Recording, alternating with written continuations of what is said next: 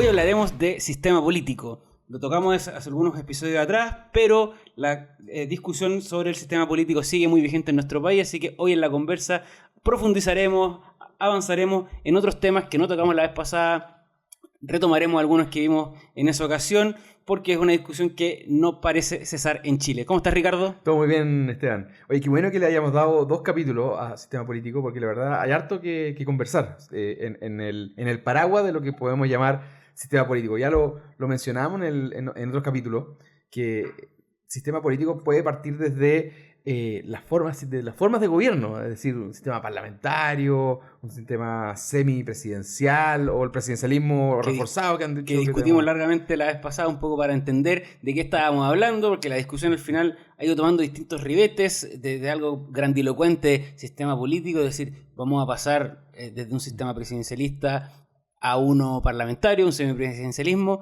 y al parecer, si vamos desgranando la discusión, el problema sería otro, y también las respuestas serían distintas a un cambio de modelo, ¿no? Claro, porque al otro extremo encontramos personas que quieren modificar el sistema electoral, que quieren modificar los partidos políticos, añadirle reformas al detalle, ¿cierto? A la democracia interna de los partidos, la disciplina parlamentaria, las órdenes de partido, qué pasa con los díscolos. Entonces, desde todo ese aspecto, de todo ese abanico, se puede hablar de lo que es la reforma al sistema político, pero yo creo que hay que darle ya un contexto más bien el contexto nacional, de lo que está pasando ahora y las oportunidades que se pueden dar para reformar el sistema político con el parlamento que tenemos hoy en día, con los gobiernos que tenemos hoy en día. Y ahí yo creo que es importante una discusión que se puede resumir en esta frase: hay que preocuparse primero de lo importante o que lo urgente no nos desvíe de lo importante, ¿no? ¿Qué tan urgente es hoy día, en tu opinión, Ricardo, reformar el sistema político? ¿Es una prioridad? ¿Tiene que ser hoy? ¿Tenemos que buscar soluciones rápidas hoy día, en pleno ya proceso electoral municipal? ¿Cómo lo ves tú? Sí, la palabra urgente surgió en los primeros meses de discusión, cuando se cerraba este debate, y parece que, claro, al parecer hay un diagnóstico común entre varios partidos, y aparece esta palabra que es urgencia, la urgencia de reformar el sistema político. Pero si le damos una segunda vuelta, yo te diría que no es urgente. Es importante, es necesario reformar el sistema político chileno actual, pero no sé si utilizaría la palabra urgente, porque la palabra urgente, ¿respecto a qué?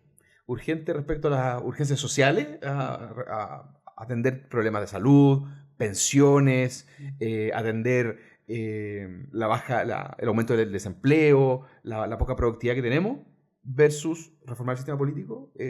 Si lo vemos ahí, yo diría, no es tan urgente como estas importantes cosas. Y lo segundo es, ¿a qué costo podemos empujar esta urgencia? ¿Preferimos tratar de arreglar el sistema político como sea ahora ya? ¿O nos esperamos a una buena reforma, una reforma profunda, que no solo sea maquillaje, pero en un mediano plazo, o una reforma gradual que entre en vigencia en varios ciclos electorales?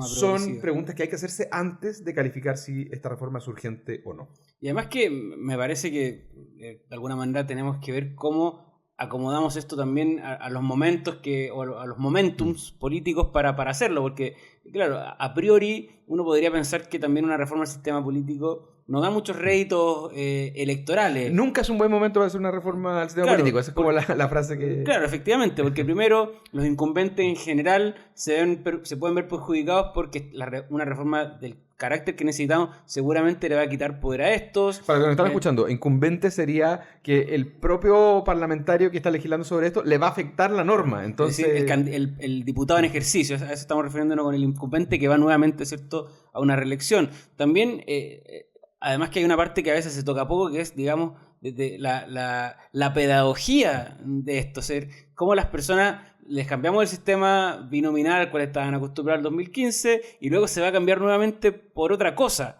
De alguna manera también ahí cómo les vamos a explicar, yo creo que esto al final tiene que ser un proceso más largo, ¿no?, de ir enseñando cómo va a funcionar esta nueva mecánica, porque al final cuando...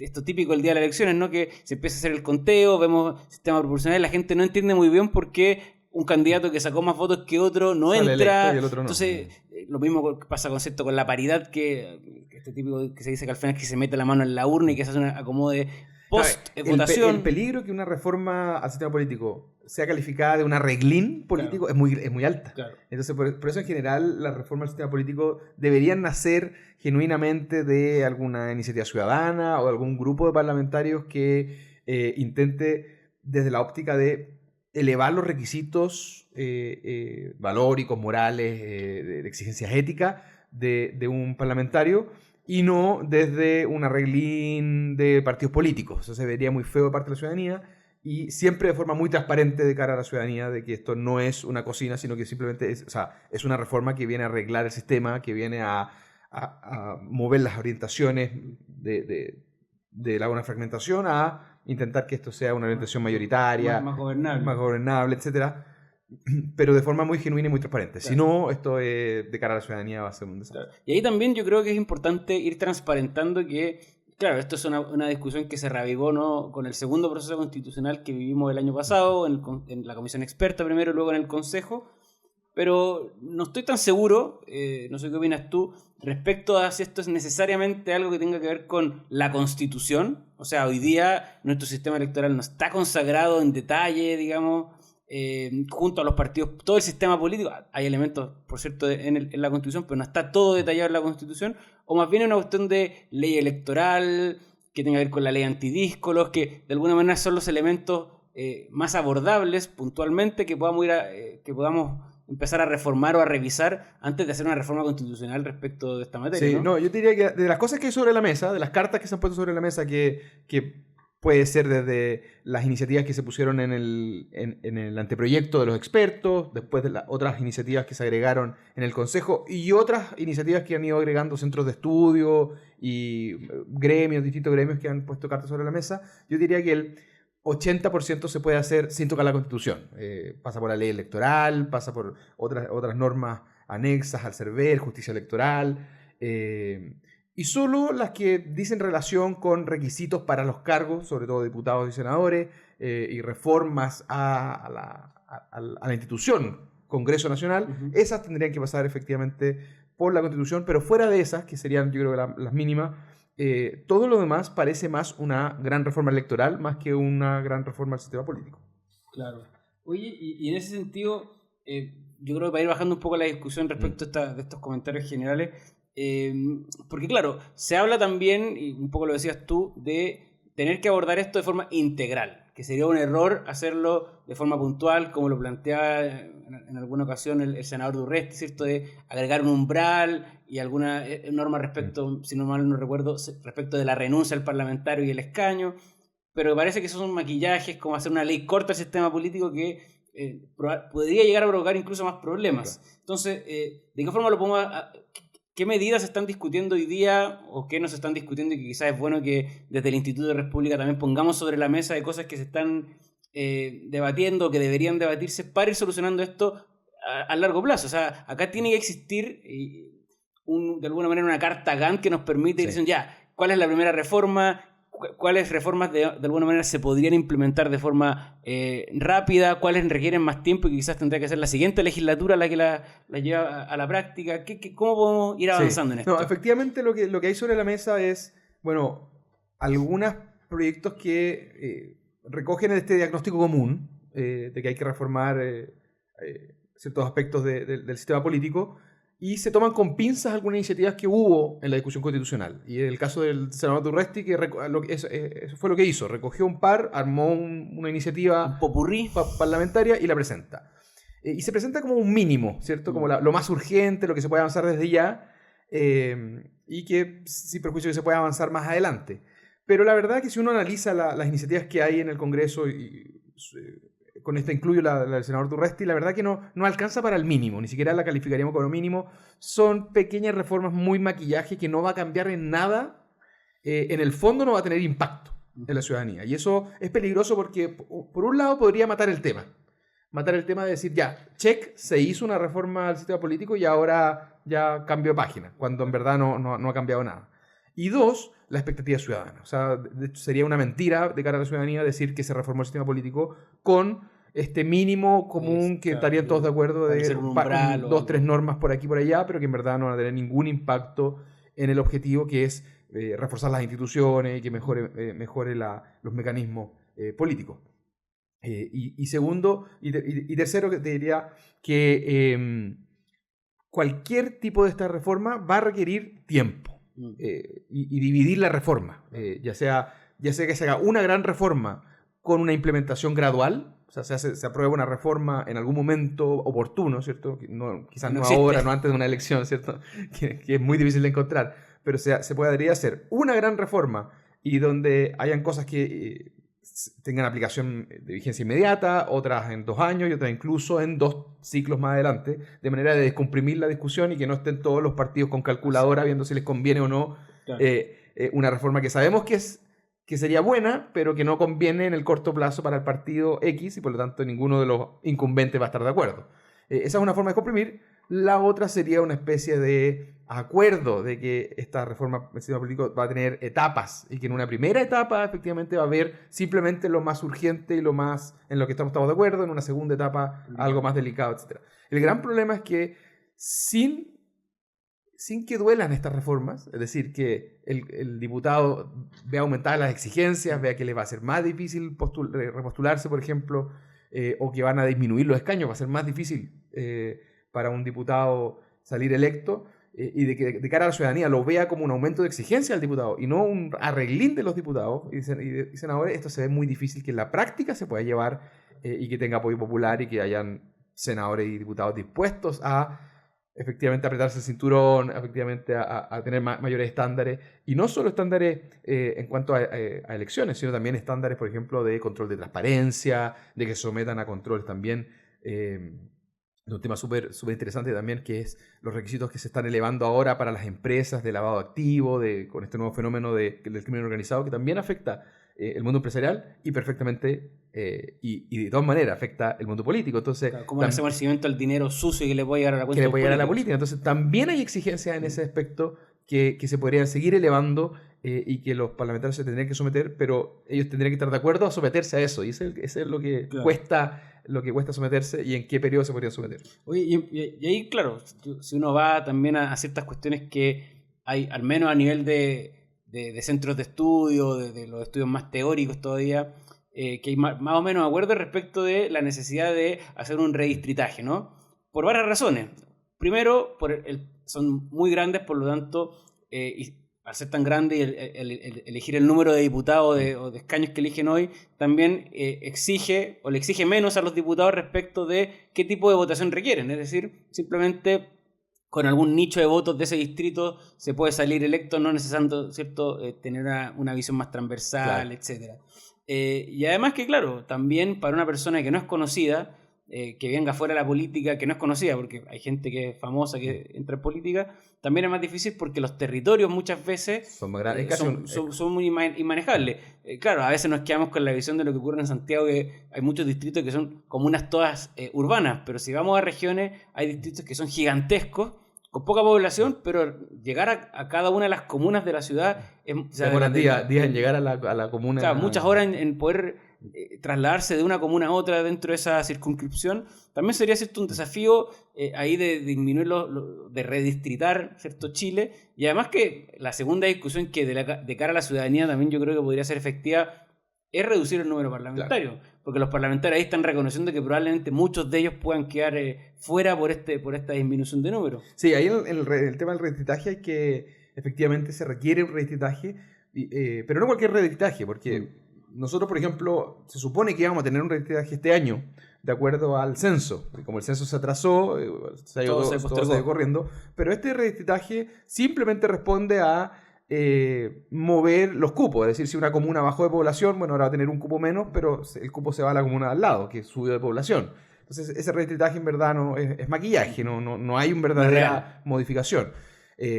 Podemos hablar de un redistritaje efectivamente de disminuir los cupos. Hoy en día podrían haber hasta 8 cupos en un distrito, en un territorio, que lo que hace que es mucho, es decir, y los últimos 2, finalmente, cupos se están eligiendo con un porcentaje que menos del 10%. Claro. Lo que hace que sean... Incluso menos, ¿cierto? Incluso menos, no, hemos visto del 0, algo. Claro. y con todos los males que hablamos en otros capítulos de ese fenómeno. Y un redistritaje que es mucho más difícil, que es muy soñado, que es ideal, pero que en la práctica sea muy difícil, que es redistritar los territorios. Claro. Un territorio que sea acorde a que tenga ciertos temas comunes, etc. Que eso es más difícil porque ahí los partidos sacan la calculadora y ven si conviene o no. Sí, y eso es achicarse. un problema. Pero que es necesario, sería ideal, pero que en la práctica se ve difícil que ocurra ese redistritaje más profundo. Pero sí yo creo que se podría pelear y avanzar, no ahora, pero sí preparar el ambiente y culturalmente demostrar que es bueno un redistritaje en cuanto a la magnitud de los cupos de los distritos. Claro. Disminuyendo los cupos de los distritos se podría arreglar bastante del desastre que tenemos y idealmente, ojalá con una disminución del número de parlamentarios podría complementar también esa claro. Medida. Perfecto. Oye, y el otro tema que también yo creo que hay cierto acuerdo es de que el sistema proporcional que se cambió en 2015, ¿cierto? Pasamos de el binominal, que era un proporcional corregido, que favorecía la agrupación en listas y de alguna manera las mayorías, ¿no? Recordemos que ese sistema, en el fondo, competían una serie de listas, las dos listas más votadas elegían quedaban con los escaños, y si una de las listas doblaba, la otra se quedaba con todos los escaños de ese distrito, donde básicamente se elegían en general 2 diputados por distrito, ¿no?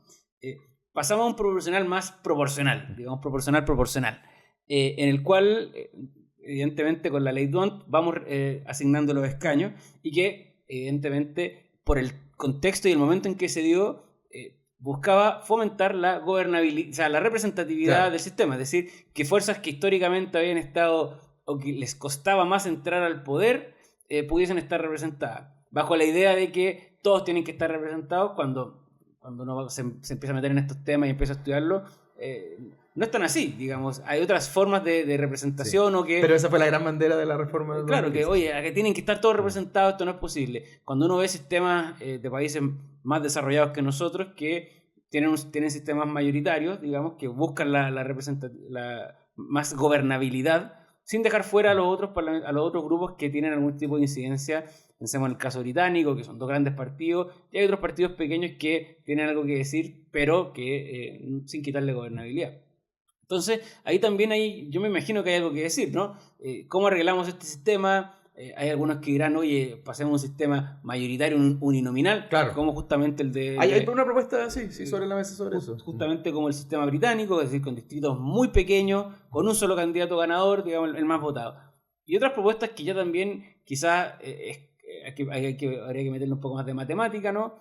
A sistemas proporcionales mixtos, es decir, que combinen ciertos elementos de un sistema mayoritario con elementos de un sistema proporcional, cosas de tratar de ajustar un poco el desbarajuste que tenemos hoy día en términos de cómo elegimos nuestros representantes. Sí, hay bueno, y este sistema mixto que podría tender al sistema más mayoritario, hay otros en el mundo que tienden a sistemas más proporcionales.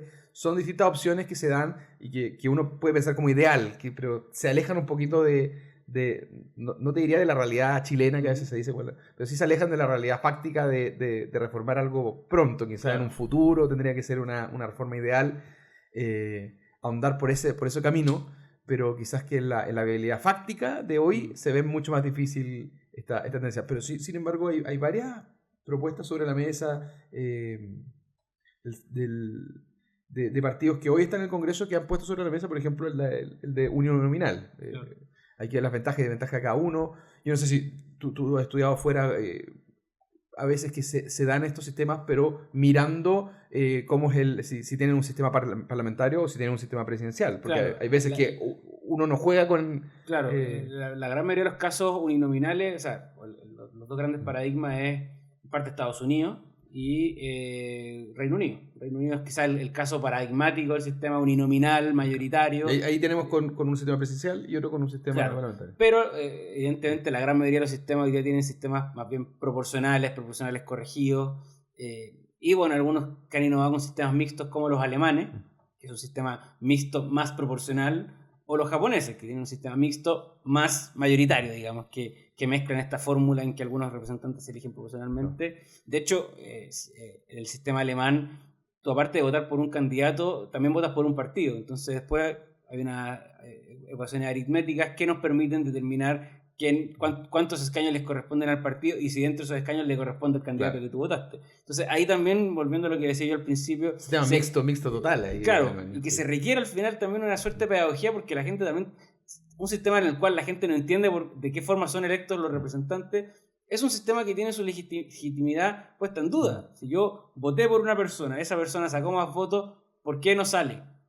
Bueno, eso tiene una explicación y hay que entrar a hacer, y eso es labor tanto de los centros de estudio, de los partidos, de los medios de comunicación, de ir explicando esto. Entonces, no es tan sencillo como plantear una reforma y decir, bueno, ¿esto funciona mejor? No, porque la ciudadanía no, es como, perdón que me acelere con esto, pero cuando algunos plantean pasar de un sistema presidencial a un sistema parlamentario, eso no es simplemente eliminar la figura del presidente y que tengamos un parlamentarismo, cuando eso tiene ciertas condiciones, ciertos aprendizajes, ciertos elementos culturales. O sea, que le digan a una persona, oiga, el presidente del gobierno disolvió el parlamento. ¿Cómo eso? ¿Es un golpe de Estado? No, son instituciones que existen en el parlamentarismo, que son propias del parlamentarismo y que los sistemas presidenciales son más bien raras. Y conocemos experiencias del fracaso de intentar cambiar o parchar sistemas políticos, como el caso de Perú, que introduce reformas pseudo parlamentarias. Claro, y que finalmente no es un sistema completo, sino que hay sistemas parchados y que finalmente el engranaje no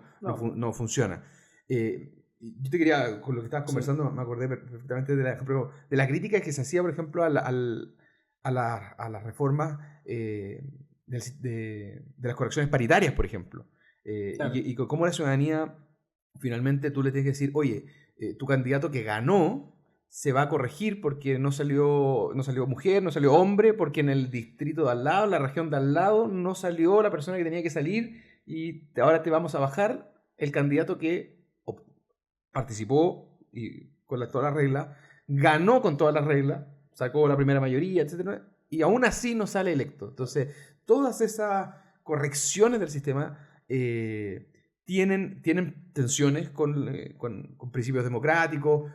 Uno tiene que jugar con también la comprensión ciudadana de cómo funciona el sistema o, derechamente, ideas que no son tan convenientes y que tienen fuertes críticas, como son estas correcciones paritarias, correcciones post-elecciones, que son muy, muy cuestionables por la tensión que tienen con los principios democráticos de mayoría, etc. No sé, yo también quisiera dedicarle unos minutos al tema de la representación territorial de las regiones. Nosotros actualmente no tenemos un sistema tan claro, tan prístimo, de que nuestra Cámara de Diputados sea la Cámara de la representación política y que nuestro Senado sea al 100% la Cámara que representa a las regiones, como al parecer así se vende, pero no es tan así. ¿Podríamos transitar algo así? Sí, yo creo que sería interesante, porque diría, claro, ya tenemos regiones con muchos senadores, regiones con pocos senadores, que al final le quita peso o sobrecarga también de poder, digamos, a algunas regiones. Además, cuando uno empieza a ver el peso del voto respecto de un senador en Aysén, respecto del voto de una persona en la región metropolitana, también tenemos distorsiones de qué voto pesa más, digamos.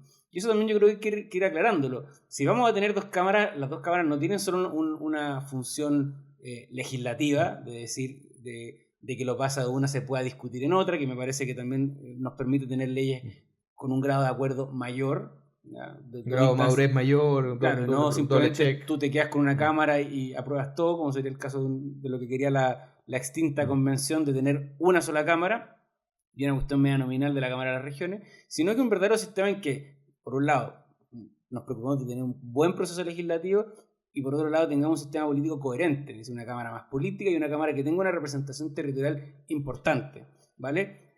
Si uno ve el caso de Estados Unidos, es impensable que en muchos de los estados, la gran mayoría, los senadores no sean de la región, o sea, del estado, no vivan ahí. Uno entenderá que tendrán que hacer sus labores principalmente en Washington, pero hay una vinculación que en Chile, siendo un país tan centralizado, pasa poco, ¿no? Y que al final del día se pierde este elemento territorial y por lo tanto todo parece ser medio, un poco centralista, santiaguino y político, sin tener este componente. Yo creo que hay algo que avanzar ahí y que claro, también tiene las dificultades cuando eso puede implicar disminuir el número de senadores de algunas regiones donde evidentemente los partidos perderían poder. Claro, porque actualmente la gracia del Senado es que tiene ciertas diferencias con la Cámara de Diputados, Claro. y esas diferencias hacen que sea un organismo contracíclico, Claro. que... Y en general se nota cuando la discusión últimamente, quizás con el caso de la presidencia del Senado, quedó eso un poco sucio, digamos, pero en general es una Cámara más reflexiva, se nota que hay una mirada a más largo plazo, porque también son ciclos políticos más largos. Entonces, es por distinto. ejemplo, una de las peores crisis creo yo que hemos tenido fue, por ejemplo, las votaciones de los retiros, donde la Cámara de Diputados fue completamente cooptada por la fiebre del retiro, y solo fue, algunos senadores que tuvieron la valentía de levantar la mano y decir, ojo, esto no es tan buena idea. Claro. Y eso solo se dio por ciertas características del Senado que, se eligen de manera parcializada en ciclos distintos. Entonces habían senadores que no tenían la elección el año siguiente, entonces por lo menos tenían la holgura de decir las cosas como eran, claro. decir la verdad. Esas características a veces son muy, muy valiosas, sobre todo en esos momentos. Entonces, quizás el hecho de diferenciar un poco más la Cámara de Diputados con el Senado, con este aspecto que el Senado sea mucho más territorial de lo que hoy día es, y que la Cámara de Diputados se mantenga en su rol más político, podría ser muy, muy interesante también en una mejora ideal de una reforma del sistema político. Tal cual. Oye, y para ir terminando con último tema, creo que es interesante, que es un concepto que hemos empezado a trabajar en el Instituto de República, que es el de justicia electoral, ¿no? Es decir, esta idea de que no solamente justicia respecto de los votos, que es lo que más se habla, sino también justicia en la competencia, ¿no? De cómo quienes están hoy día en el poder también se vean desafiados realmente por personas que quieran entrar, ya sea militantes o independientes, a competir, ¿no? Que hoy día hay pocos incentivos, el sistema más bien favorece, siempre lo va a hacer, porque el incumbente, es decir, quien está en el cargo tiene cierta visualización pública que le va a ayudar, pero podemos hacer ciertas correcciones que permitan mayor competencia, y que de alguna manera hay una real amenaza de que tú puedas ser reemplazado por alguien que tenga mejores intenciones, que haga mejor la pega, etcétera. Que desafíe la idea finalmente. Que desafíe, claro. Oye, no, el tema de la justicia electoral que se está tratando de empujar acá en República, no como un término jurisdiccional de justicia electoral, Claro. uno puede pensar en el Tricel y en las distintas instancias que hay. No, de justicia electoral de igualar la cancha en las oportunidades de la política. También meter más competencia en la política. Nosotros creemos que si hay más competencia en la política, hay real igualdad de oportunidades para acceder a los cargos públicos, naturalmente se va a dar una mejora en la confianza ciudadana, de que el que lo hace mal se va para la casa, de que el que le va a competir, si tiene las capacidades de convencer a la ciudadanía, si presenta un mejor proyecto, si sintoniza mejor con la ciudadanía, va a salir electo. Y no porque el candidato la persona que está en el cargo tenga más recursos, tenga cooptada la prensa, tenga las distintas ventajas que le da ya estar electo en el cargo, finalmente termine anulando cualquier posibilidad de competencia de un desafiante, ¿cierto? Claro. De esta persona que no está en política, o por lo menos no está en el cargo público, que quiera competir, que le quiera competir para que la ciudadanía entienda. Y para los que nos están escuchando, quizás un ejemplo más concreto nos ayude a entender mejor. Piensen en un candidato que tiene su trabajo, que tiene que renunciar al trabajo, que tiene que conseguirse recursos para su campaña, que tiene que hacerse conocido en cierta cantidad de plazo, le tiene que competir a un diputado en ejercicio, que sigue recibiendo su remuneración hasta el último día, claro, que sigue con la actividad parlamentaria hasta el último día, que por lo tanto puede salir a terreno con dineros públicos, tiene asesores con dineros públicos, tiene su periodista que le paga con dineros públicos, que tiene a la prensa a su disposición, o sea, por su propio cargo tiene una vitrina que no tiene nadie más. Y todas esas diferencias es un peso súper grande que le quita competencia a la política, y hay distintas formas de combatir eso. Y yo sé que hay algunas polémicas, como por ejemplo, efectivamente limitar la reelección, que es una de las más, yo diría, las más gravosas, ¿cierto? Y es la que tenemos hoy día vigente. Claro, que tenemos como mixta, ¿cierto? Que tenemos periodos, ¿cierto? Hasta el diputado tiene tantos periodos como diputado, el senador tantos periodos como senador, los alcaldes también ahora están aplicando alguna de esas. Con las consecuencias. Que entiendo que a ti no te gusta mucho, por ejemplo, esa medida. Pero hay otras, como por ejemplo algunas medidas que restrinjan la actividad, por ejemplo, parlamentaria en el año de campaña. O adelanten la campaña respecto de la persona. O sincerar el periodo de campaña Claro. real, ¿no? O sea, porque actualmente está como un mes, que en verdad. Cuando sabemos en que la es más, práctica es permanente. Claro, y la injusticia que se da respecto al que quiere cumplir la norma versus al que por distintas chamullos legales, resquicios legales, finalmente termina haciendo campaña con dinero público y fuera del periodo de campaña. Y eso es lo nefasto que está pasando hoy en día.